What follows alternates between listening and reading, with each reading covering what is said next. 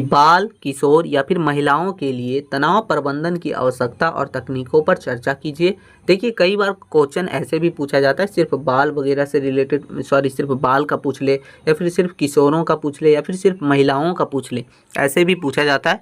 तो आप अगर ये अच्छे से कर लीजिएगा तो आपको कोई भी पूछा जाए या फिर साथ में ही पूछा जाए, आप आंसर अच्छे से लिख सकते हैं। तो आंसर देखिए सबसे पहले समझने का है और देखिए अपनी भाषा में लिखिएगा। जितना भी आंसर आप लिखिए, अधिकतर आशा कीजिए कि आप अपने जो है जितना कोशिश कीजिए कि अपने ही भाषा में लिखिए, ताकि जो है जो एग्जामिनर जो होता है वो अच्छे से चेक करके अच्छे मार्क्स देता है अपनी भाषा में लिखने से। देखिए लिखा है कि बाल, किशोरों या फिर महिलाओं के लिए तनाव परामर्श की आवश्यकता और तकनीकें में उसकी विशिष्ट जीवन परिस्थितियों से संबोधित करना शामिल है, जैसे कि बच्चों में चिड़चिड़ापन, शैक्षणिक तनाव यानी कि चिड़चिड़ापन वगैरह और पढ़ाई से रिलेटेड तनाव, किशोरों में जो है सामाजिक दबाव और पहचान की खोज, ठीक है, और महिलाओं में जो है प्रणालीगत भेदभाव और हिंसा का प्रभाव।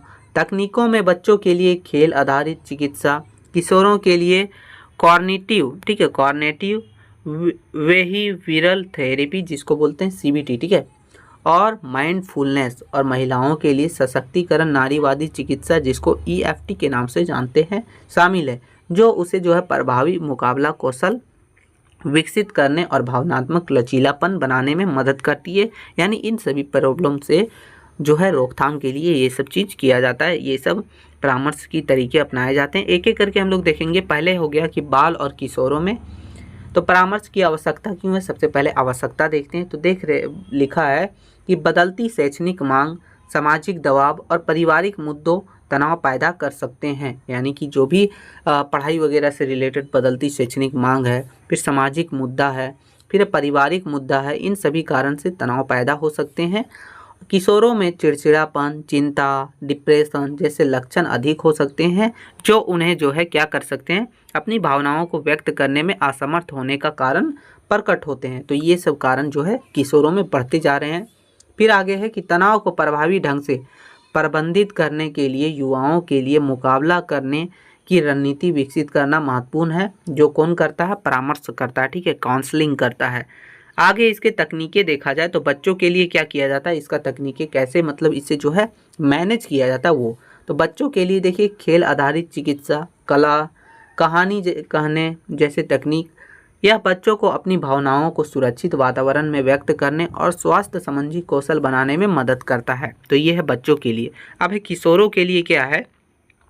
तो किशोरों के लिए दोस्तों कॉग्निटिव बिहेवियरल थेरेपी, ठीक है, बिहेवियरल थेरेपी जिसको सीबीटी के नाम से जानते हैं, यह नकारात्मक विचारों और व्यवहारों को पहचानने और बदलने में मदद करता है। यानी आपके अंदर जो नकारात्मक विचार आ रहे हैं उसे बदल के सकारात्मक विचार में बदलने का प्रयास करता है। आगे है कि माइंडफुलनेस और ध्यान, यानी किशोरों को वर्तमान क्षण, ठीक है, वर्तमान क्षण यानी वर्तमान समय में ध्यान केंद्रित करने और चिंता को कम करने में मदद करता है, ठीक है। तो ये है माइंडफुलनेस और ध्यान। आगे दोस्तों बोल रहा है कि भूमिका उत्क्रमण क्या है। तो किशोरों को दूसरे की दृष्टिकोण को समझने में मदद करता है। तो ये है किशोरों के लिए इसका जो है प्रबंधन के तरीके और परामर्श की आवश्यकता हमने देखे किशोर और बाल के लिए, यानी कि बच्चों के लिए, ठीक है। अब है महिलाओं के लिए देखेंगे, यानी कि फीमेल के लिए इसकी आवश्यकता क्यों है परामर्श की। तो देखिए लिंग निर्धारित हिंसा, भेदभाव, रूढ़ियों के कारण महिलाओं और किशोरियों में चिंता, डिप्रेशन और पीएसएसडी का दर अधिक होती है, जिसका निपटान के लिए जो है इसकी आवश्यकता है। फिर है महिलाओं को तनाव के शारीरिक लक्षणों को भी अनुभव हो सकता है, जैसे कि सिर दर्द, नींद की समस्या और थकान, और इन सभी लक्षणों का ध्यान देना आवश्यक है। तो ये है आवश्यकता परामर्श की। अब इसके तकनीकें कैसे हैं, ठीक है, यानी कि तकनीक कौन कौन से तरीके से जो है इसको मैनेज किया जाता है वो देखते हैं। तो पहला हो गया सशक्तिकरण नारीवादी चिकित्सा जिसको ईएफटी के नाम से जानते हैं। यह महिलाओं को सामाजिक प्रणालीगत बाधाओं को समझने और उसका मुकाबला करने के लिए सशक्त बनाने पर केंद्रित करता है, यानी उसे मजबूत उन सभी समस्याओं से लड़ने के लिए उसे जो है सशक्त बनाने पर यह केंद्रित है।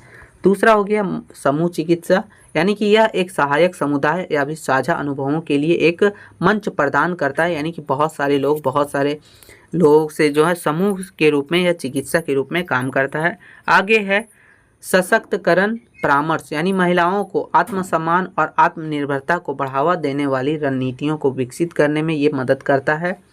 फिर आगे दोस्तों कि नारीवादी उन्मूलन तकनीकें, यानी इनमें महिलाओं के अनुभवों और लिंग की भूमिकाओं के प्रति सामाजिक अपेक्षाओं के बारे में बात करना शामिल है और यह सुनिश्चित करना कि वे चिकित्सा के सम्मान और आवाज़ महसूस कर सके। तो इन सभी कारणों से जो है पता चलता है कि परामर्श जो है बहुत ज़्यादा आवश्यक है कि इसमें बाल में, किशोरों में और महिलाओं में, यानी इन सभी में। ठीक है, अब देखिए आपको क्या करना है, इतना लिख लेने के बाद जब एग्जाम में आप लिखिएगा आंसर, अगर आ जाए अगर क्वेश्चन ये पूछे तो आंसर आप लिखिएगा। उसके बाद क्या करना है, नीचे इसके थोड़े जो है सामान्य प्रभावित तकनीकें ऐसे लिख के आप ये भी लिख सकते हैं, कुछ बढ़ा के भी आप लिख सकते हैं। इसमें देखिए विशिष्ट रूप से बहुत सारे तकनीकें हैं जो सभी लोगों के लिए, सभी समूहों के लिए तनाव कम करने के लिए ज़रूरी है। जिसमें पहला हो गया माइंडफुलनेस और विश्राम तकनीक।